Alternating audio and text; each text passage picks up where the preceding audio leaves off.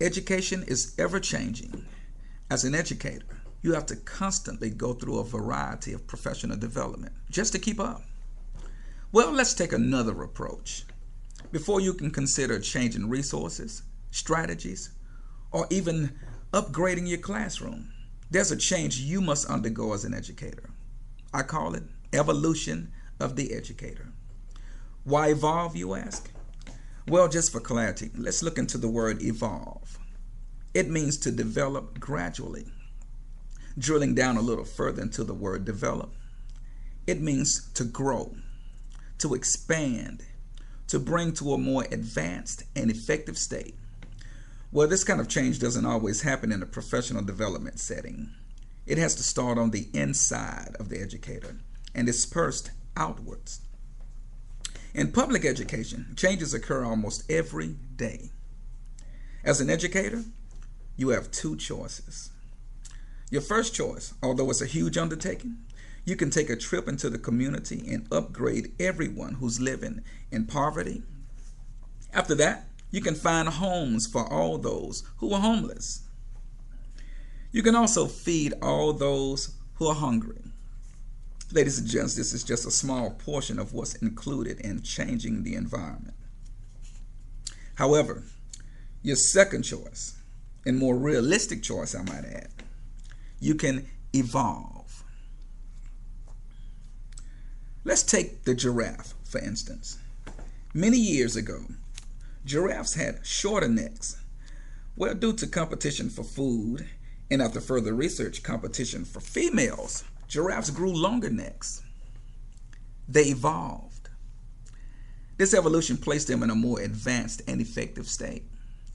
Now let's look at our present status. Let's say you're in the middle of poverty. This can place you in the midst of several situations and circumstances. Just to name a few, some students can come from a loving family. Unfortunately, that percentage is usually small. A great deal of students can come from dysfunctional homes. Some students can also be victims of neighborhood violence. Well, despite all of the situations, despite all of the circumstances, they're coming to your classroom. The question comes to mind, now what? Do we pack up everything and just take the first train smoking out of here? Unfortunately, that's always an option. There are plenty of ways we can add to the problem. Well, for educators looking for a solution, the answer is evolve. For instance, if you know you are too mean, evolve and become a bit more caring.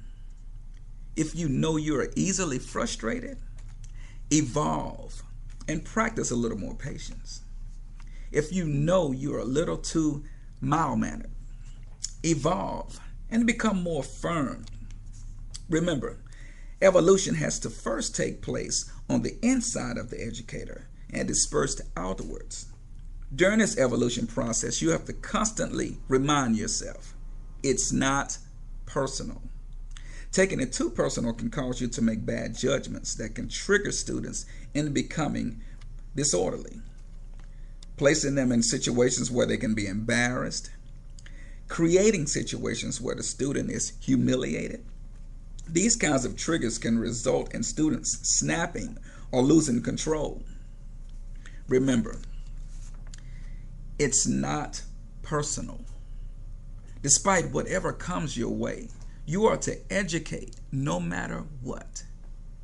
If you didn't educate today, evolve and educate tomorrow. You can't change the system, but you can change you. Evolve, my friends.